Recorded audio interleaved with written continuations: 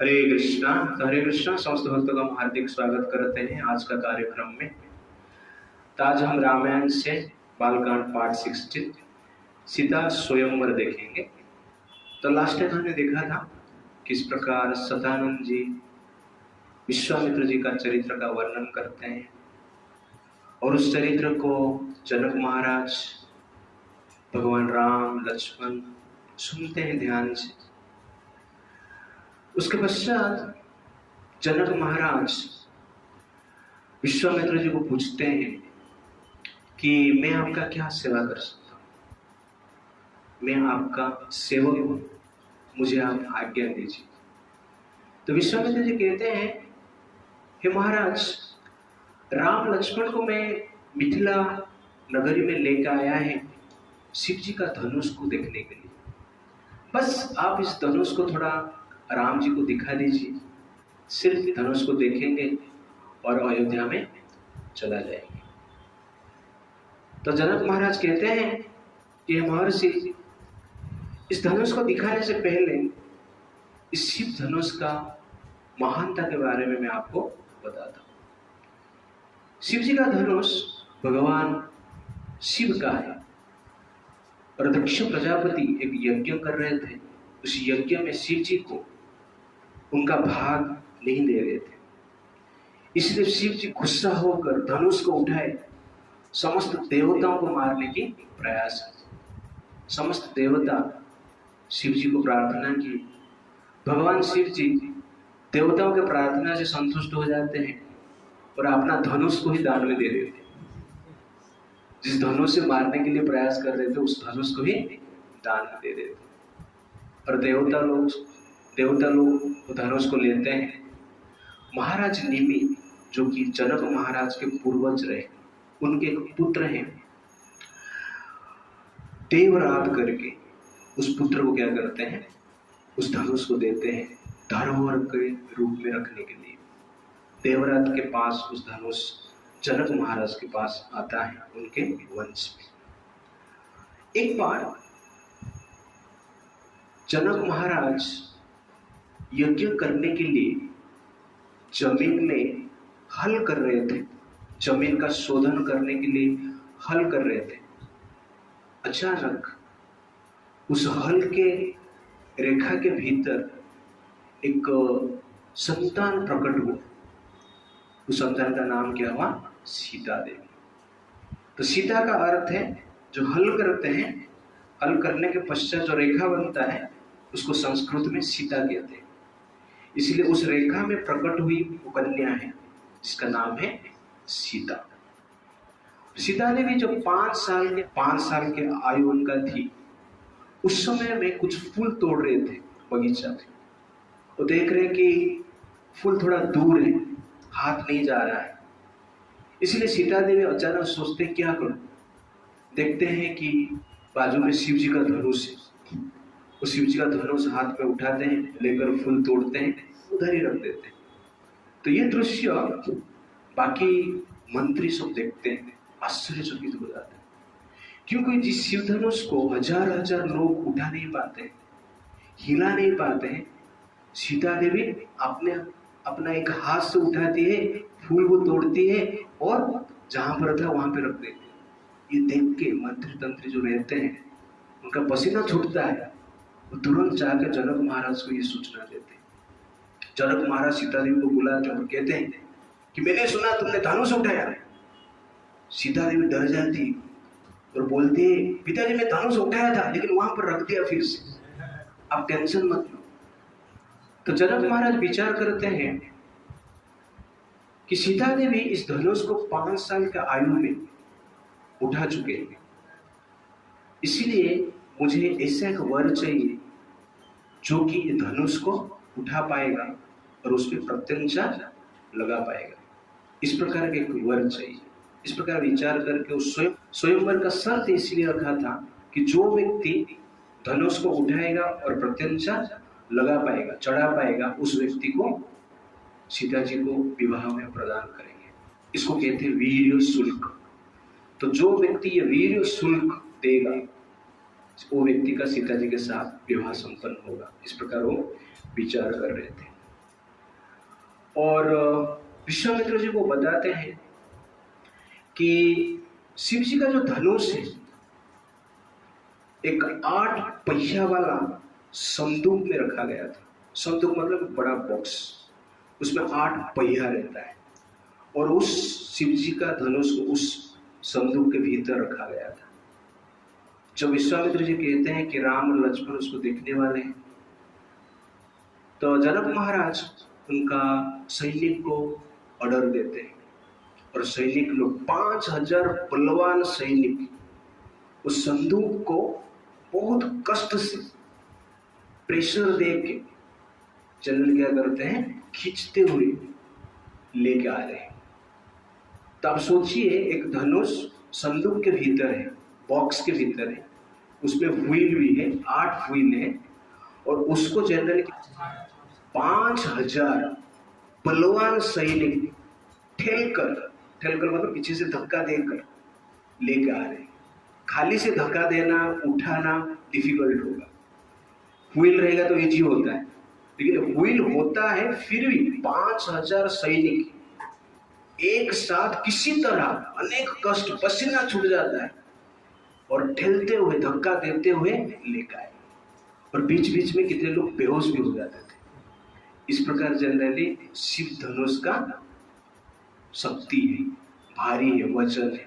शिव जी का धनुष जब लेकर आते हैं तो उस समय पे विश्वामित्र जी भगवान राम को कहते हैं, वत्स राम धनुर्पश्य, हे राम धनुष को थोड़ा देखो। तुरंत भगवान राम विश्वामित्र जी का आज्ञा के अनुसार विश्वामित्र जी को प्रणाम करते हैं, जनक महाराज को प्रणाम करते हैं और आगे बढ़ते हैं। धनुष को बीच में से पकड़ते हैं और खेल खेल में इसे उठा लेते हैं, प्रत्यंचा चढ़ाते हैं और थोड़ा खींचते हैं तो धनुष टूट जाता है। जब धनुष टूटता है एक जोर सा आवाज होता है, जैसे कि कहां पर पहाड़ फट गया, कहां पर भूकंप आ गया, जैसे कि कहां पर एटम बम गिरा है। इस प्रकार का एक बड़ा आवाज होता है। उस आवाज से वहां पर हजार सैनिक मंत्री वहां पर थे, सब लोग बेहोश हो जाते। सिर्फ विश्वामित्र जी, जनक महाराज, राम लक्ष्मण चेतन अवस्था में रहते हैं, बाकी सब तुरंत बेहोश हो जाते हैं। उस समय के पश्चात उनका होश आता है। जनक महाराज इस दृश्य को देखकर आश्चर्यचकित होता है। वो कहते हैं, शिव जी का धनुष को उठाना, शिव जी का धनुष को हिलाना बड़े बड़े देवता, राक्षस, यक्ष के लिए असंभव जैसे। मेरे राज्य में अनेक देवता राक्षस आए हैं इसको उठाने के लिए, विवाह करने के लिए सीता जी के साथ, लेकिन कोई भी आज तक हिला नहीं पाया। मैं सोच रहा था मनुष्य किस प्रकार ये कार्य करेगा, लेकिन राम जी ने ये कार्य किया। इसका अर्थ है ये कोई मनुष्य नहीं है, निश्चित रूप से भगवान है, भगवान की अवतार है।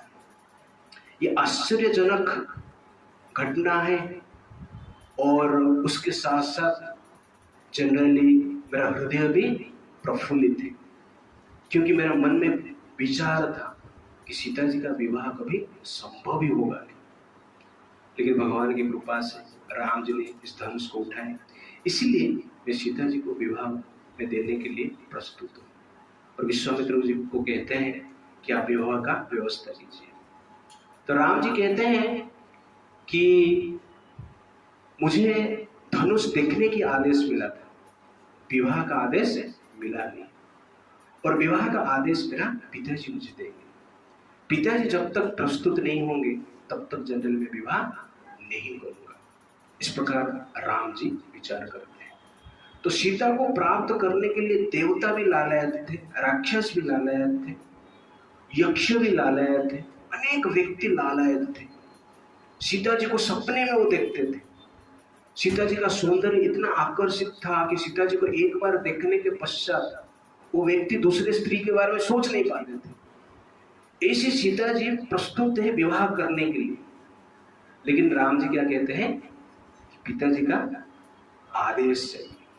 सीता को विवाह करने के लिए पिता का आदेश अत्यंत आवश्यकता है। जनक महाराज जब ये सुनते हैं वो आनंदित हो जाते हैं कि जमाई तो बलवान भी है और उसके साथ साथ क्या है, मर्यादा में रहते हैं, चरित्रवान है, आदर्शवान है, गुणवान है। वो खुश हो जाते हैं और विश्वामित्र जी के आदेश के अनुसार जनक महाराज अपने मंत्री को अयोध्या भेजते हैं।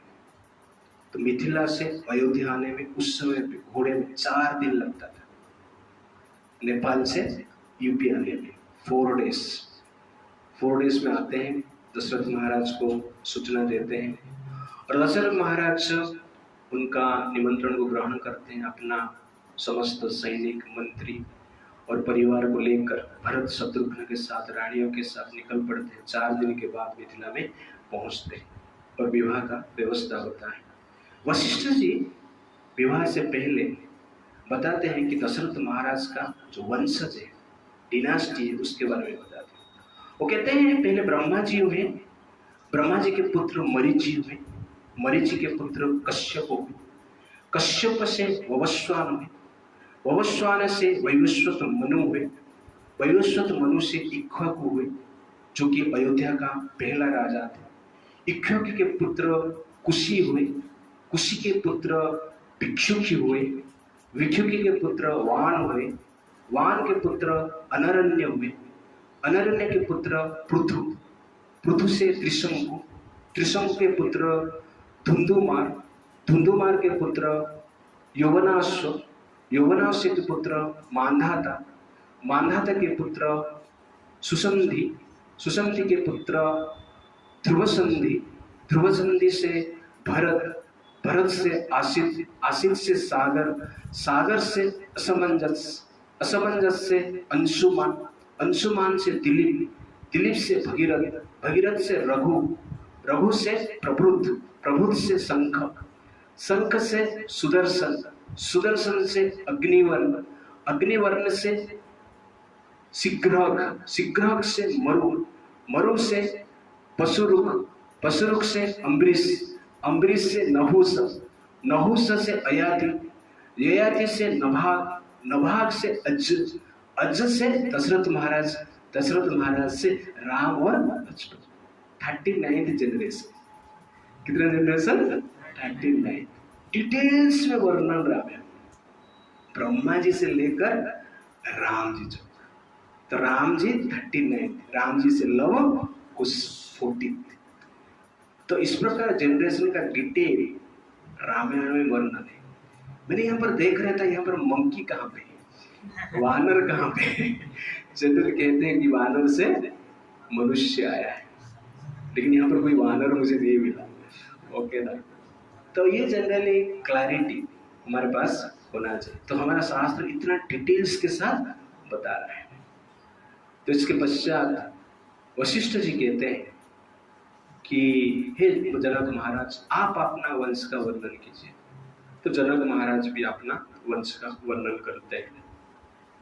उसके पश्चात विवाह का व्यवस्था होता है। जनक महाराज का और एक भाई है, छोटा भाई, उनका नाम है कुशध्वज। कुशध्वज के भी 2 बेटे थे। तो वशिष्ठ जी कहते हैं कि कुशध्वज के जो 2 बेटी हैं उनका भी विवाह जनरली भरत और शत्रुघ्न के साथ होना चाहिए। आपका 2 बेटी सीता और उर्मिला का विवाह राम और लक्ष्मण के साथ हो, और कुशध्वज का जो 2 बेटी है मांडवी और सूतकीर्तिका, इनका विवाह भरत और शत्रुघ्न के साथ हो। इस प्रकार विचार करते हैं और उसके पश्चात विवाह का जो विधि है प्रारंभ होता है। दशरथ महाराज विवाह से पहले ब्राह्मण को 1 लाख गाय प्रदान करते हैं और उसके साथ हर गाय का बछड़ा था और बछड़े के साथ कांसे का दूध दोहने के लिए दूध का पात्र फ्री में दिया गया और उसके साथ साथ अनेक धनों भी दशरथ महाराज प्रदान करते हैं। जनक महाराज सीता देवी को लेकर आते हैं, भगवान राम के हाथ के ऊपर रखते हैं सीता जी का हाथ। वो कहते हैं ये परम पवित्र है, महान कन्या है, सौभाग्यवती है और ये आपके पीछे छाया की तरह घूमते रहे। इस प्रकार कहते हैं और विवाह संपन्न होता है। तो इस विवाह के पश्चात दशरथ महाराज अपना पुत्र वधुओं को लेकर अयोध्या में जाते हैं और विश्वामित्र जी वहां से हिमालय की ओर निकल पड़ते हैं। तो यहाँ पर हम देखेंगे कुछ पॉइंट्स। तो पहला पॉइंट है कि भगवान राम को विश्वामित्र जी कहते हैं कि धनुष को थोड़ा देखो, लेकिन भगवान राम ने क्या किया, धनुष को तोड़ दी। तो आपने बोला अरे विश्वामित्र जी ने बोला था देखने के लिए और ये तोड़ दी। आपको ऐसा कहा जाता है धनुष को देखो, तो आप क्या करेंगे, देख के आ जाएंगे, ओके ना। तो जैसे कि कोई सुपरवाइजर रहता है, बोलते हो काम कर रहा है कि नहीं थोड़ा देखो, तो आप क्या करते हो, सिर्फ देखते रहते हो। देखो मतलब क्या है, काम करवाना है। तो पूरा दिन आपने बोला था देखने के लिए, मैं देख के आ गया, काम कुछ हुआ नहीं। जो कहा जाता है कि काम कर, वो व्यक्ति को देखो काम कर रहा है नहीं, तो आपको क्या करना है, देखना मतलब काम करवाना है। तो ठीक उसी प्रकार जो विश्वामित्र कहते हैं कि धनुष को देखो, इसका अर्थ क्या है, जनक महाराज का इच्छा क्या है, धनुष को उठाना है, प्रत्यंचा को चढ़ाना है, ये कार्य है। तो ये जनरल भगवान राम का महानता है। सेवा क्या करना है, कैसे करना है, वो ठीक ठीक जानते हैं। गुरु आदेश देते हैं तो गुरु का भाव को समझकर सेवा किया जाता है। संसार में शास्त्र कहता है 6 प्रकार के अधम सेवक है, 6 प्रकार के अधम सेवक। अधम मतलब थर्ड क्लास सेवक।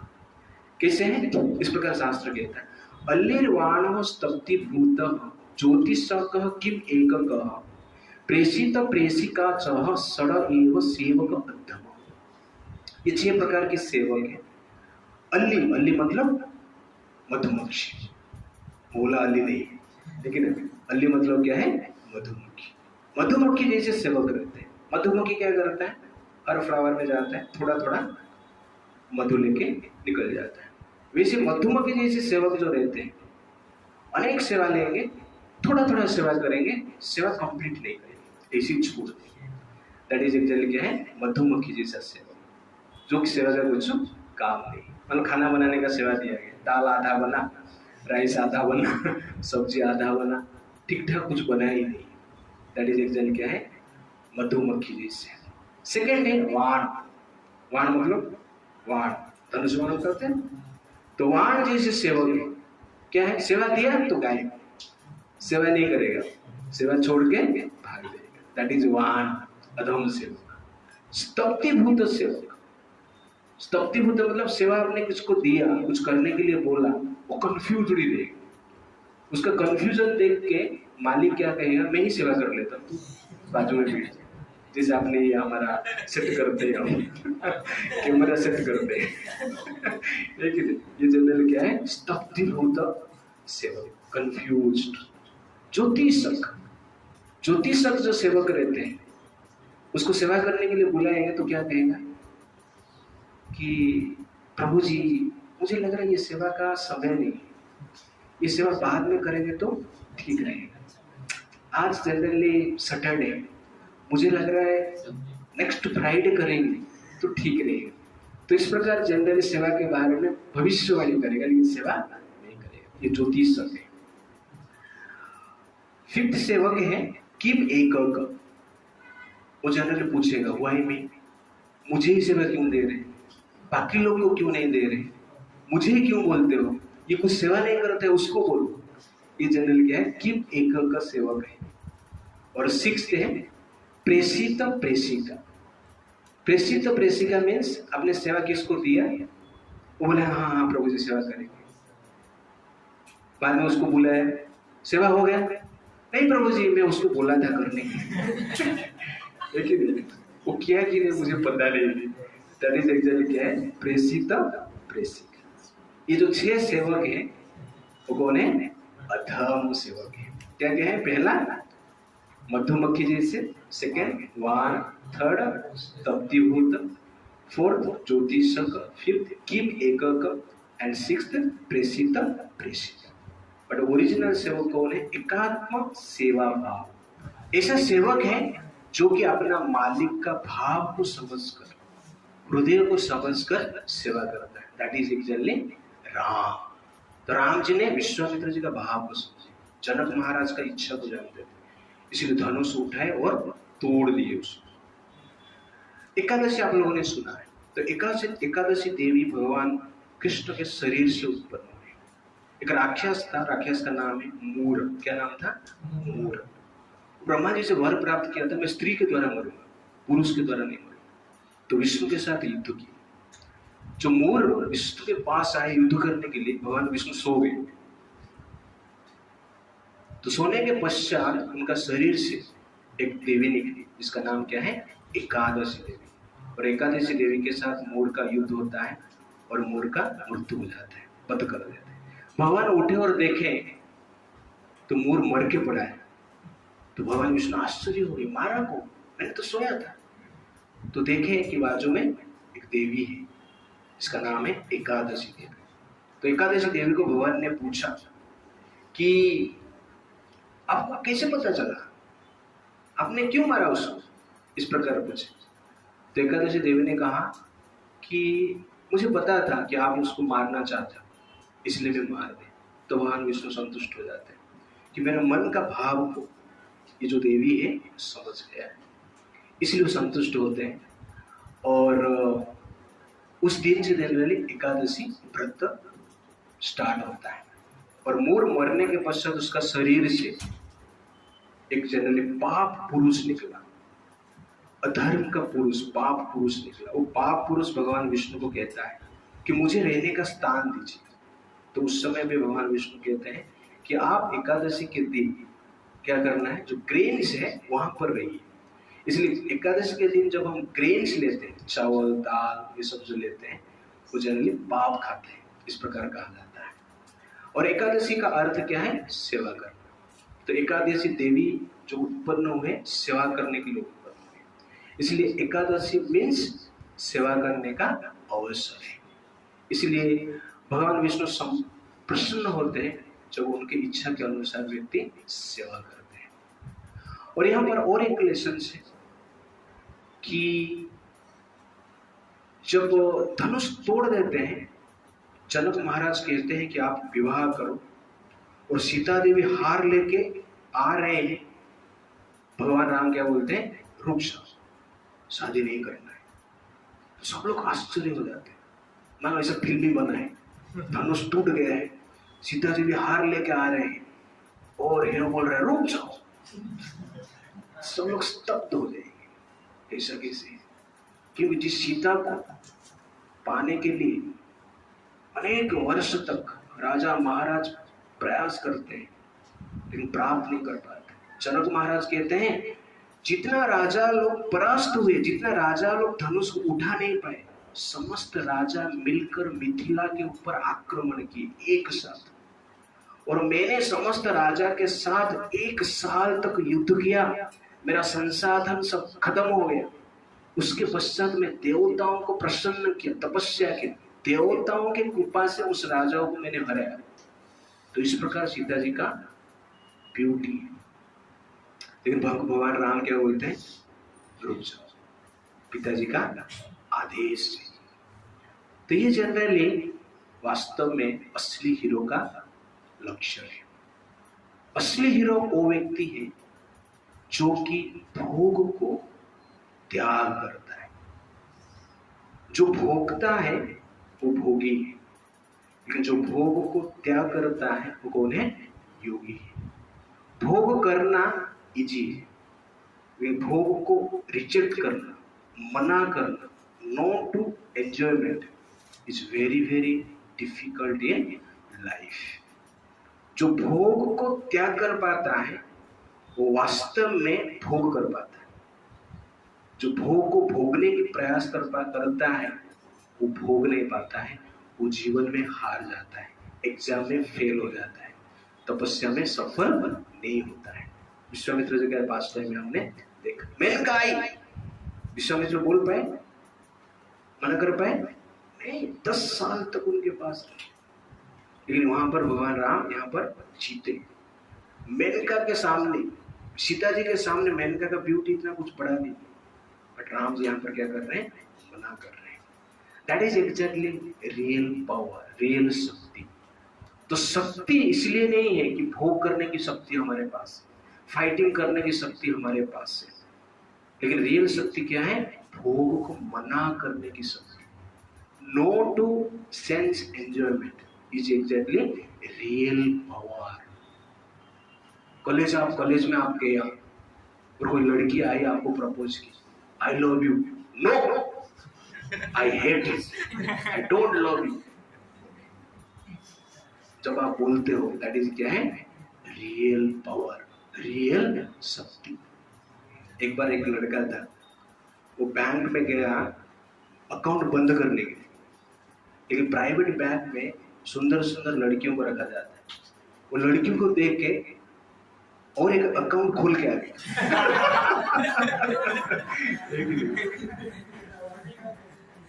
तो this is actually power of sense enjoyment, not to sense enjoyment, very difficult. ऐसा संभव होता है। एक बार एक टीचर था, और टीचर अपना एक स्टूडेंट को पूछ रहा है, जैसे बोल रहा था, अरे तुम भगवान को प्रार्थना करेगा ना, जीवन में निश्चित रूप से सफल होगा, दिल से प्रार्थना करना सफल होगा। तो स्टूडेंट कहता है, सर ये संभव नहीं, मैं कितना दिल से प्रार्थना कर रहा हूँ भगवान, मान लो सफल होता था तो आप मेरे सर नहीं होते थे, ससुर होते थे। यू अंडरस्टैंड ना? तो this is actually power of sense enjoyment. तो no to sense enjoyment is very difficult. But भगवान राम क्या करते हैं?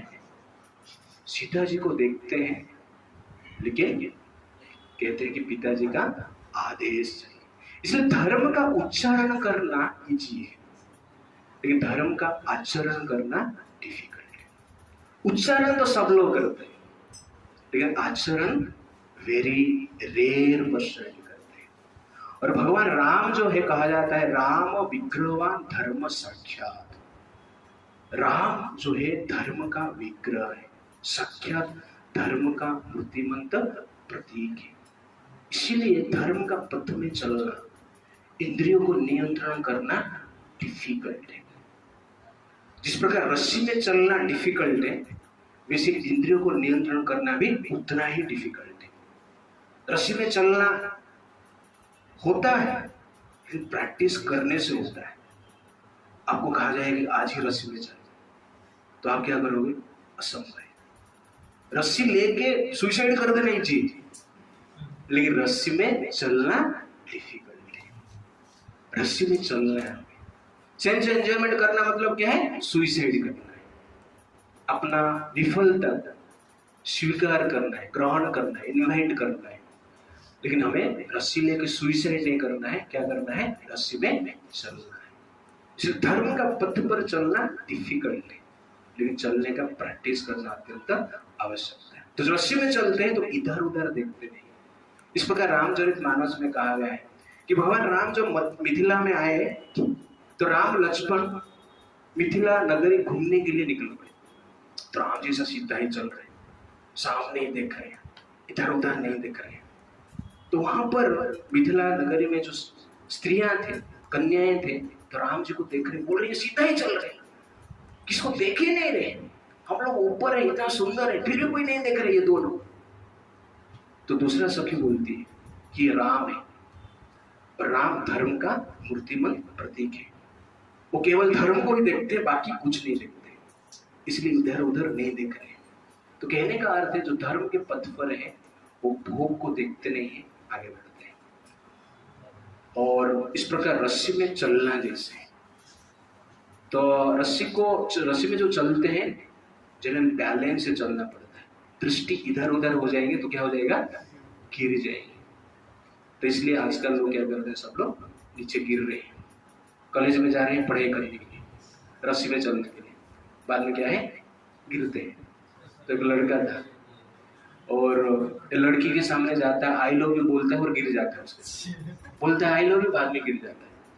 तो लड़की पूछती है तो आई लव यू तो बोलता है, लेकिन गिरता क्यों? सब लोग बोलते हैं सिर्फ आई love you, I fall in love. मैं बोलता हूँ और प्रैक्टिकली दिखा रहा हूँ फॉल इन लव। ओके ना? मैं नीचे गिर रहा हूँ। It's like that. तो धर्म का उच्चारण करना इजी है लेकिन आचरण करना डिफिकल्ट है। एक व्यक्ति था, अच्छा रोल किया, मरने का अच्छा रोल किया, तो इस प्रकार उसका मरने का जब रोल आया, उसका गोली लगा तो तुरंत ऐसा गिर गया, तो सब लोग बोला जबरदस्त यार रोल किया है, तालियां मार, वंस मोर, फिर उठ गया, उठ के फिर गिर गए। नाटक करना इजी है, वास्तव में मरना डिफिकल्ट है। वैसे ही धर्म का नाटक करना इजी है, लेकिन वास्तव में धर्म को फॉलो करना डिफिकल्ट है। हम बोल सकते हैं वासना से दूर रहना है, लेकिन वासना से दूर रहना इतना आसान नहीं है। तो वासना से दूर रहना है तो राम जी का उपासना करना अत्यंत आवश्यक है। तो राम का उपासना से हम वासना से दूर रहेंगे। उपासना का उपासना मत करना, यू अंडरस्टैंड? राम जी का क्या करना, हमें उपासना करना है, क्योंकि राम धर्म का प्रतीक है।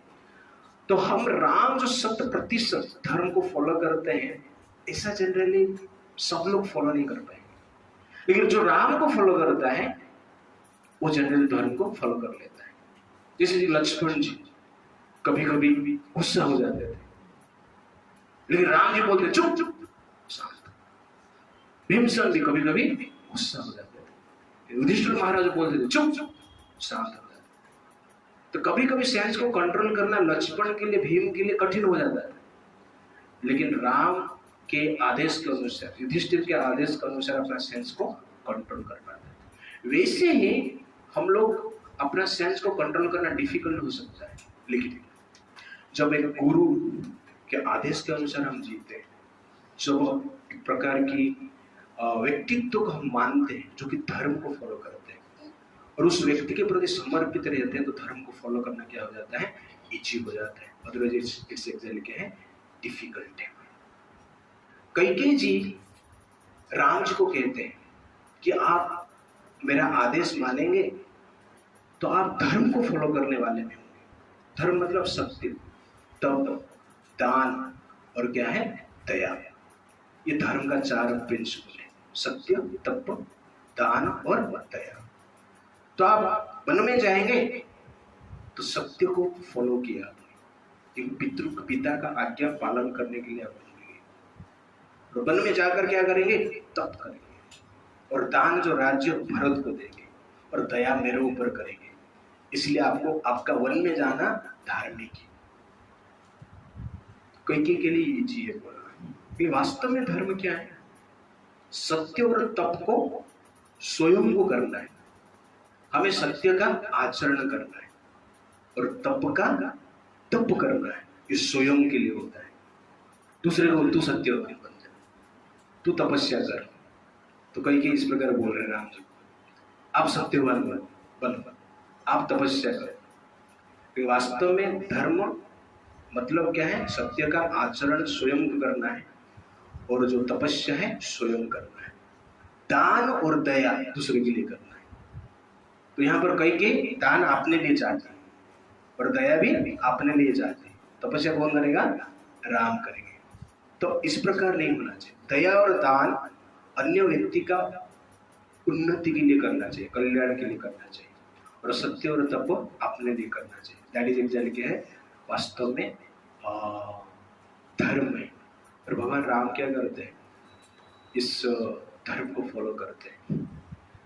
और यहाँ पर भगवान राम क्या करते हैं, सेंस एंजॉयमेंट जो है उसको नकारते हैं। तो what is real power, real शक्ति क्या है, when you say no to sense enjoyment, and that is in reality enjoyment. एक बार अकबर ने तुलसीदास जी को बोले कि मेरे पास नवरत्न है। उनके पास 9 जनरली महान पुरुष थे, जैसे वीरबल, तानसेन, इस प्रकार नवरत्न थे। नवरत्न में आप आ जाइए, 10वां रत्न आपको बना दूंगा, आप मेरे राज्य में आकर मेरा सेवा कीजिए। तो तुलसीदास जी कहते हैं कि आपने ऐसा कभी देखा है कि कोई एक दूसरे का नौकर है और आपका भी नौकर बनेगा, उसका भी नौकर बनेगा? ऐसा नहीं हो सकता है। मैं जनरली और किसका नौकर हूँ, मैं नारायण का नौकर हूँ, नर का नौकर नहीं बन सकता है। इसलिए मैं आपका सेवा नहीं कर सकता। अकबर ने कहा मैं तुझे मार दूंगा। तुलसीदास बोलते हैं मर जाऊंगा लेकिन आपका सेवा नहीं करूंगा। दैट इज एग्जैक्टली क्या है? धर्म का आचरण करना। That is exactly attraction towards Lord Ram. तो मृत्यु को भी भय नहीं। तो जो व्यक्ति का हृदय में भोग की इच्छा नहीं रहता है, वो व्यक्ति जनरली धर्म को फॉलो कर सकता है। जिस व्यक्ति के हृदय में भोग की इच्छा अधिक है, वो व्यक्ति जनरली धर्म को फॉलो नहीं कर सकता है। इसलिए भोग की इच्छा को कंट्रोल करो, अपने आप जनरली हम क्या कर सकते हैं? धर्म को फॉलो कर सकते हैं। It's like that. Okay, next point है यहां पर कि भगवान राम जी ने धनुष को तोड़ दिया। तो ये धनुष आप देखेंगे, सीता जी को प्राप्त करने के लिए जो बाधा है कौन है? ये धनुष है, शिव जी का धनुष है। तो भगवान राम ने शिव जी का धनुष को तोड़ दिया। ऐसा नहीं कि हिलाया उठाया और प्रत्यंचा चढ़ाया और बाण मारा, क्या कर दिए? तोड़ दिए। किसका धनुष? शिव जी का धनुष। शिव जी का धनुष मतलब वो काम का है। बेम्बू में बना हुआ धनुष को कोई तोड़ दिया, अच्छा अलग बात है। प्लास्टिक का धनुष को तोड़ दिया, अलग बात है। You understand? शिव जी का धनुष को तोड़ दिया, तो साधारण धनुष नहीं है। शिव जी वो धनुष लेकर बड़े बड़े देवता राक्षस को क्या करते हैं? दंड देते हैं। उस धनुष को भगवान ने तोड़ दिया। तो इस प्रकार इस तोड़ने के पीछे का जो कारण है कि एग्जैक्टली ये धनुष जो है ये अहंकार का प्रतीक है। अहंकार को हिलाना आसान नहीं है, अहंकार को उठाना आसान नहीं है, अहंकार को तोड़ना आसान नहीं है, डिफिकल्ट है। अहंकार दूसरे को हिलाता है, अहंकार दूसरे को उठाता है, अहंकार दूसरे को तोड़ता है, संबंध को तोड़ता है, अपना शरीर को भी तोड़ता है, मन को भी तोड़ता है। दैट इज एग्जैक्टली क्या है? अहंकार। धर्म और अहंकार दो चीजें। धर्म मतलब भगवान की आज्ञा, अहंकार मतलब मेरा आज्ञा। धर्म मतलब भगवान की इच्छा और अहंकार मतलब मेरा इच्छा। तो भगवान की इच्छा के अनुसार हम काम करेंगे तो क्या होगा? अहंकार टूटेगा। तो भगवान जब राम जी धनुष को उठाते हैं, तोड़ते हैं, इसका अर्थ है अहंकार को तोड़े। और अहंकार जब टूटता है तब जाके वास्तव में भक्ति का प्राप्त होता है, सीता जी का सेवा की अधिकार प्राप्त होता है।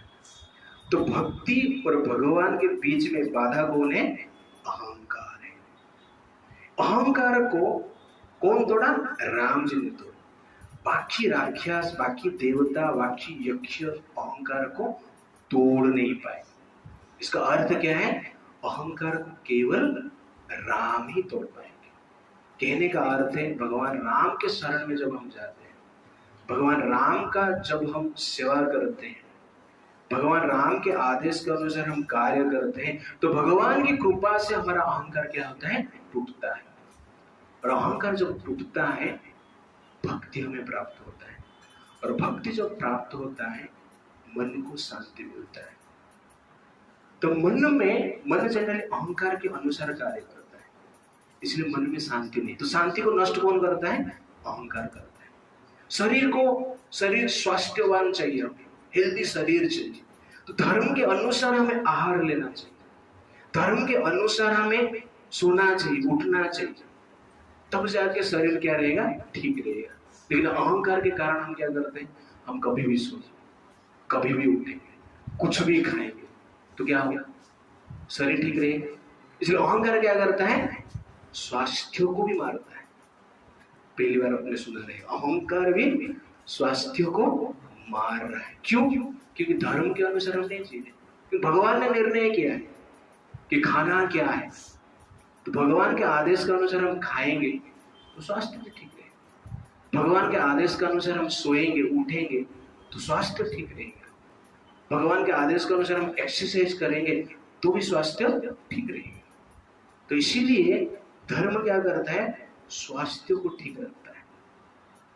और धर्म को हम फॉलो करते हैं, जो मन में जो अहंकार है, अपना आज्ञा, अपना विचार जो है नष्ट होता है। आजकल अपने हिसाब से हम क्या करते हैं? खाते हैं। तो इसके लिए रूल्स रेगुलेशंस। वैसे मन का शांति चाहिए, तो मन का शांति के लिए शास्त्र कहता है कि मौन, साइलेंस, जितना आवश्यक है उतना ही बात करो। लेकिन आजकल क्या है? इंफॉर्मेशन टेक्नोलॉजी, बात करते हैं, रिकॉर्डिंग करते हैं और उसको भी पब्लिसिटी करते हैं, और कंटिन्यूसली बातचीत चलता रहता है, फोन पे बातचीत चलता रहता है। तो फोन मतलब क्या है? ज्यादा बातचीत करना है। तो अधिक बात भी करेंगे, अधिक जनरली डिस्कशन करेंगे भौतिक चीज के बारे में, तो मन अशांत रहता है। इसलिए कलयुग में ज्यादातर लोग फ्रस्ट्रेटेड हैं, स्पेशली इंफॉर्मेशन टेक्नोलॉजी का एज में ज्यादातर लोग फ्रस्ट्रेटेड हैं। क्यों? साइलेंस का व्रत कोई फॉलो नहीं करता। पहले फोन नहीं था, पहले साइलेंस रहते थे। ऑफिस में जाते तो काम करते थे, साइलेंस करता था, ओके ना, घर पे आके आराम से सोते थे। लेकिन फोन आ गया तो क्या है? बातचीत चलता रहता है, इसलिए साइलेंस को फॉलो नहीं कर पाते। तो धर्म का आचरण नहीं करते हैं तो साइलेंस, जो मौन व्रत है, उसको फॉलो नहीं कर पाते। उससे भी क्या हो जाता है? मन की जो शांति है वो नष्ट हो जाता है। वैसे सेक्स लाइफ को कंट्रोल करना है, वो भी धर्म के अनुसार होना चाहिए। लेकिन हम ईगो के अनुसार क्या करते हैं? आजकल के लोग अपना हिसाब से, they want to enjoy their life. इसलिए क्या होता है? शरीर नष्ट हो जाएगा, स्वास्थ्य नष्ट हो जाएगा। तो सेक्स लाइफ के लिए भी नियम है, और उस नियम के अनुसार हमें क्या करना चाहिए? रहना चाहिए। तो मन शांत रहेगा, स्वास्थ्य ठीक रहेगा, और संबंध भी ठीक रहेगा। तो आजकल जनरली सेक्स का जो रूल्स रेगुलेशन है, काम शास्त्र करके शास्त्र है होगा, तो काम शास्त्र में सेक्स कैसे करना है वो लिखा नहीं गया है। सेक्स को कैसे कंट्रोल करना है लिखा गया है। कैसे करना है उसमें एक चैप्टर है, और कैसे नहीं करना है तो अधिक चैप्टर है। लोग वही एक चैप्टर को लेके बैठे, बाकी सब छोड़ दिए। काम शास्त्र में कैसे कंट्रोल करना वो लिखा गया है। और आजकल जिस प्रकार का सिचुएशन है कि उसको भी हम कंट्रोल नहीं कर पाते, इसीलिए हर व्यक्ति क्या है? फ्रस्ट्रेटेड है, और संबंध टिकता नहीं। वाइफ स्वैप चल रहा है आजकल, वाइफ एक्सचेंज करते हैं, भारत में भी हो रहा है, ओके ना, अभी भी हो रहा है, ये सब चल रहा है। क्राइम तक करके यूट्यूब चैनल है, क्राइम तक करके यूट्यूब चैनल है, उसमें जनरली इस प्रकार का इंसिडेंट आता रहता है। आप देखेंगे तो जो प्रकार की नकारात्मक चलता रहता है, किस प्रकार चल रहा है, इसका डिटेल्स में नहीं जा रहा हूँ मैं, बट इस प्रकार भारत में भी चल रहा है। तो यहाँ प्रकार राम जी को आप यहाँ पर देखिए, भगवान सीता जी को कहते हैं रुको, पिताजी का आदेश चाहिए, और उस राम का देश में क्या चल रहा है? वाइफ एक्सचेंज चल रहा है। तो इसीलिए जनरली धर्म का आचरण करना अत्यंत आवश्यकता है। तो आप देखेंगे पशु और मनुष्य, पशु जगत में आहार फिक्स, धर्म के अनुसार वो आहार ले। बाघ मांस ही खाएगा और गाय घास ही खाएगा। गाय भूखा मर जाएगा, मांस नहीं खाएगा। बाघ भूखा मर जाएगा लेकिन घास नहीं खाएगा। और मनुष्य दोनों खाएगा, मांस भी खाएगा, घास भी खाएगा। बाघ का सेक्स लाइफ कंट्रोल, एक सीजन है, उस सीजन में सेक्स करेगा। कुत्ते भी सीजनल है, उस टाइम पे ही सेक्स करेंगे, बाकी टाइम कंट्रोल। ऐसा नहीं कुत्ता मोबाइल में बैठा है, इस प्रकार आप देखे नहीं। तो कुत्ते भी सेंस कंट्रोल करते हैं, बाघ भी सेंस कंट्रोल करता है, लेकिन मनुष्य ही ऐसा एक जीव है जो भी सेंस कंट्रोल नहीं कर पाता। कभी कभी लोग पूछते हैं मनुष्य को प्रवचन क्यों सुनना चाहिए, शास्त्र का अध्ययन क्यों करना चाहिए, धर्म शास्त्र का ज्ञान उसके पास होना क्यों चाहिए? क्यों चाहिए? पशुओं को ये सब नहीं चाहिए। क्यों? क्योंकि वो धर्म के अनुसार ही चलते हैं, उनका मन स्थिर है, विचलित नहीं होता है, प्रकृति के अनुसार ही चलते हैं। लेकिन जो मनुष्य है प्रकृति के अगेंस्ट हो जाता है, विकृति के अनुसार चलता है। इसलिए मनुष्य को क्या करना है? धर्म शास्त्र का अध्ययन करना चाहिए, प्रवचन सुनना चाहिए, इसलिए कि ठीक रास्ते पे चले। दैट इज एग्जैक्टली क्या है? मनुष्य के पास फ्रीडम है, इंटेलिजेंस भी है, बट जब उस इंटेलिजेंस धर्म के अनुसार नहीं जाता, धर्म मतलब क्या है? भगवान के आदेश। लेकिन मन के अनुसार हम चलते हैं, अपना आदेश, अपना इच्छा के अनुसार चलते हैं, तो क्या बन जाते हैं? हम पशु से भी नीचे गिर जाते हैं। एक बार कुछ कुत्ते थे और कुत्ते लोग को झगड़ा कर रहे थे। कुत्ते के बीच में झगड़ा होता है और जो कुत्ते हैं वही झगड़ते हैं। It's like that. तो झगड़ा करके कुत्ते को लोगों ने निकाल दिया, अपना दल से बाहर कर, तू जा, अपना दल से तुझे निकाल दिया जाता है। दल से निकल गया और चला गया। नेक्स्ट डे फिर से आ गया, तो बाकी कुत्ते उसको देखकर बोलते हैं, अरे तू लौट कर आ गया रे कलुआ। कुत्ते को बोलते हैं बाकी कुत्ते, अरे तू लौट कर आ गया रे कलुआ, जा लौट कर यहां से, अरे दल बदलुआ। तेरे लौट आने से हैराने हम, और तुझे फिर दल में रखें। क्या इंसान है हम क्या इंसान है क्या? तुझे दल में फिर से रख लेंगे। It's like that. तो कहने का अर्थ है कि वास्तव में जो मनुष्य है धर्म को भूल गए, धर्म का आचरण नहीं कर रहे हैं। और क्यों नहीं कर रहे हैं? क्योंकि हम धर्म शास्त्र को स्टडी नहीं करते हैं, हम अधर्म शास्त्र को स्टडी करते हैं और अधर्म को देखते हैं, सुनते हैं। बॉलीवुड और हॉलीवुड मतलब क्या है? अधर्म का इंडस्ट्री है, धर्म का इंडस्ट्री नहीं। और पेमेंट करके हम अधर्म से शिक्षा प्राप्त करते हैं, इसलिए जनरली मन जो है विचलित हो जाता है। तो बॉलीवुड और हॉलीवुड क्या करते हैं? अहंकार को प्रोपागेट करते हैं। अहंकार मतलब क्या है? अपना आइडिया, अपना ओपिनियन, अपना विचार के अनुसार कार्य करने के लिए प्रेरित होना, वो क्या है? अहंकार है। और वास्तव में धर्म क्या है? भगवान के आदेश के अनुसार कार्य करने के लिए प्रेरित होना, दैट इज एक्चुअली क्या है? धर्म है। और राम जी यहाँ पर क्या करते हैं? धर्म के अनुसार चलते हैं और सीता जी को रुकाते हैं, पिताजी का आदेश के लिए वेट करते हैं और धनुष को तोड़ पाते हैं। क्यों तोड़ पाते हैं? क्योंकि वो धर्म का मूर्तिमंत प्रतीक है। और धनुष क्या है? अहंकार का प्रतीक है। तो धर्म को फॉलो करेंगे, राम जी को फॉलो करना मतलब क्या है? अहंकार को तोड़ना। तो धर्म का कार्य क्या है? अहंकार को तोड़ना है। और जिस धर्म आपका अहंकार को बढ़ाता है वो धर्म नहीं है, वो क्या है? अधर्म है। इसलिए धर्म का कार्य ही आपको शांति देना है। जिस धर्म को फॉलो करके आपका मन अशांत हो जाता है वो धर्म नहीं है, वो क्या है? अधर्म है। इसलिए यहाँ पर आप देखेंगे कि भगवान राम क्या कर रहे हैं कि धनुष को तोड़ते हैं और सीता देवी को प्राप्त करते हैं। उसके पश्चात उनका दशरथ महाराज का उपस्थिति में उनका विवाह संपन्न होता है। तो विवाह संपन्न करने के पश्चात दशरथ महाराज 4 रानियों के साथ, 4 पुत्र और बहुओं के साथ मिथिला से निकल पड़ते हैं, आगे बढ़ते हैं। मिथिला से कुछ बाहर गए हैं, अचानक रास्ता में आंधी आती है, जोर से तूफान आता है, बड़े बड़े पेड़ पौधे सब गिर जाते हैं, सूर्य मेघ में ढक जाता है। तो उस समय पे वशिष्ठ मुनि दशरथ महाराज दूर से देख रहे हैं, कोई सा व्यक्तित्व हाथ में एक परशु लेकर उनके ओर आ रहा है। कौन आ रहा है, क्यों आ रहे हैं, क्या करने वाले हैं, हम देखेंगे नेक्स्ट टाइम। हरे कृष्णा कृष्णा कृष्णा हरे हरे, हरे राम राम राम